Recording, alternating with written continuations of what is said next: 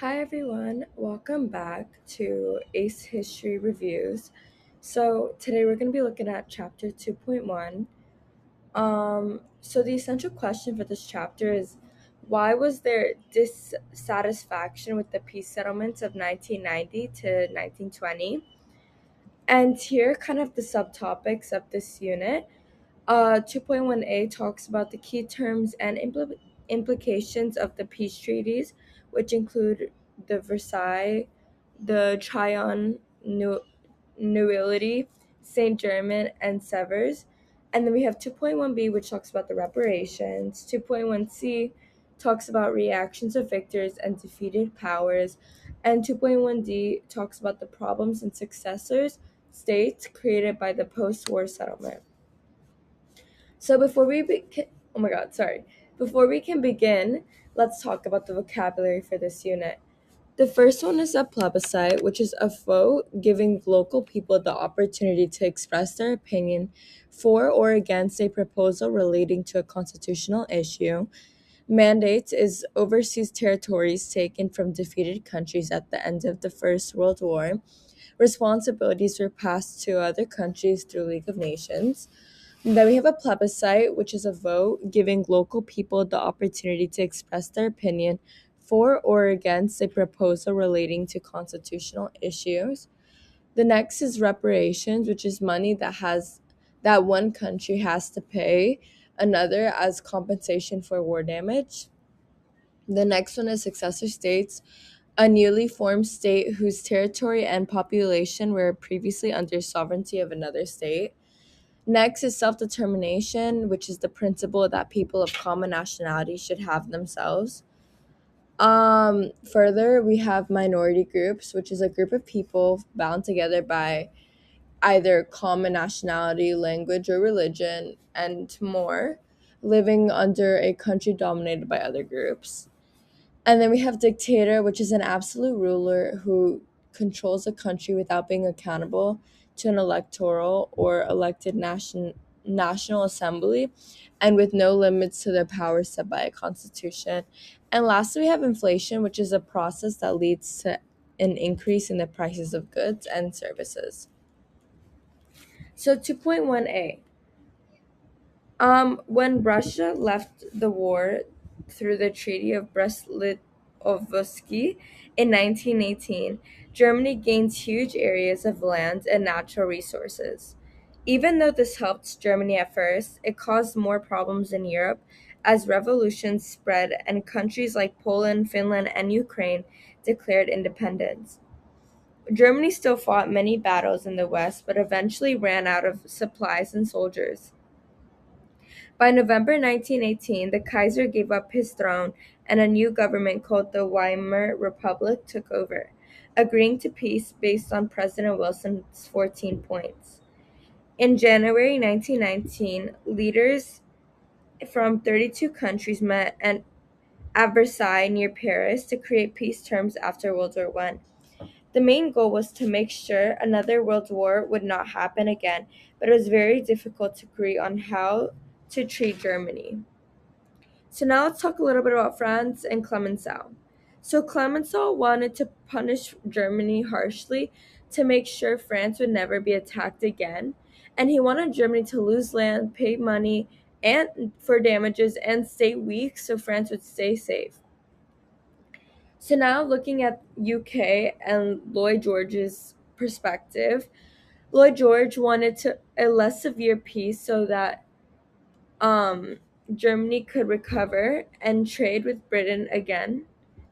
And then, however, people in Britain wanted revenge, so he had to find a balance between being fair and being tough on Germany. So this Lloyd George is kind of an in between from Clemenceau and Wilson. So lastly, we have USA Wilson, like I said. So President Wilson wanted a fair peace based on his 14 points, which focused on self-determination and future cooperation between countries. He hoped that punishing Germany too much would only lead to anger and other war, but his ideas clashed with those of France and Britain. France and Britain, sorry. So, regarding the Treaty of Versailles, Germany expected a mild peace, but instead received very harsh terms. The treaty blamed Germany for the war, forced it to pay reparations, lose territory, and limit its army. These terms left Germany humiliated and angry, making future peace harder to keep. So, when we talk about the treaties of Trianon, Neuilly, St. Germans, and Severus, these treaties focus on Germany's allies, redrawing borders, and breaking up old empires. Austria Hungary and the Ottoman Empire lost land and money, and many new countries like Czechoslovakia and Yugoslavia were created. These changes caused new problems because many ethnic groups were divided across different countries. Okay, so 2.1b reparations. So Germany had to take full blame for the full war and pay large sums of money to the Allies, especially France and Belgium. France wanted high payments to weaken Germany, while Britain and the US wanted smaller ones so Germany could recover. This disagreement caused tension among the Allied leaders and made it hard to agree on a final amount. Germany's economy suffered as it struggled to pay, which later caused inflation and social unrest. Economist John Maynard Keynes argued that the reparations were too extreme and would damage the European economy for good. He believed the treaty would hurt both Germany and its neighbors by making recovery after the war impossible. His predictions came true when Germany's economy collapsed, and anger over the treaty led to growing resentment across Europe. 2.1c The reaction to victors and defeated powers. So many historians believe the Paris peace settlement failed because it tried to please too many sides, leaving both winners and losers unhappy. The defeated nations had no voice in the talks, which led to widespread anger and resentment. So now let's talk about individual countries' perspectives, starting with France. So France was disappointed that the treaty did not weaken Germany enough to guarantee its future safety. Clemenceau wanted Germany divided or its Rhineland made independent, so France felt the final terms left Germany too strong.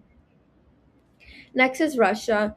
Russia was excluded from the peace conference because it had already made peace with Germany and had a communist Germany. The isolation caused tension, and much of Russia's old territory became new, smaller nations. Italy.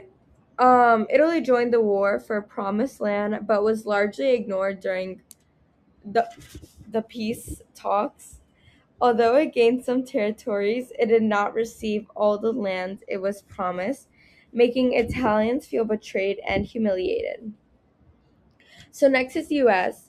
President Wilson supported the peace settlement, but many Americans thought it was too harsh on Germany and feared joining the League of Nations would drag them into more wars.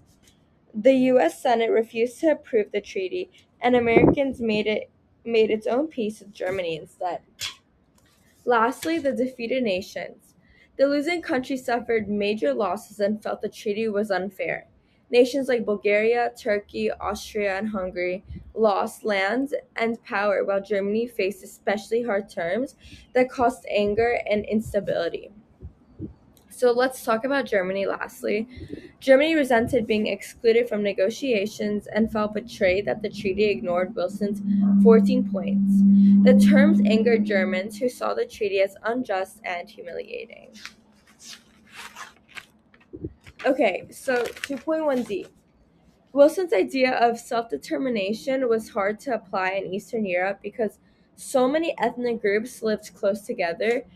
The new successor states faced border disputes, unstable governments, and serious economic problems. So let's talk about these successor states. First one is Yugoslavia. Yugoslavia was created from several former kingdoms and had many ethnic and religious groups, which caused frequent conflict and weak democracy. By 1912, the king made himself a dictator, and the country relied heavily on foreign loans to survive. Next is Poland. Poland regained independence but struggled with political chaos and border fights with nearby nations. After a military coup in 1926, Poland became a dictatorship and later expanded its borders through war with Russia. So nextly is Czechoslovakia, which became independent in 1918 and included many ethnic minorities, especially German speakers, who felt discrimination against them. Despite these challenges, it stayed democratic and prosperous in the 1920s thanks to a strong industry and alliance.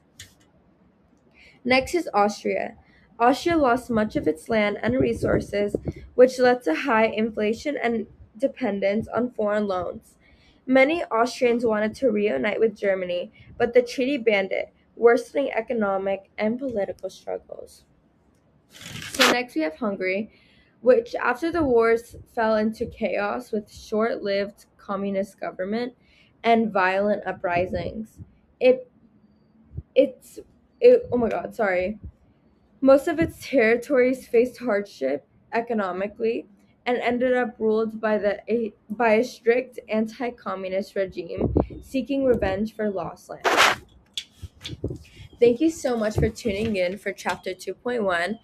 See you next time where we look at chapter 2.2. Goodbye.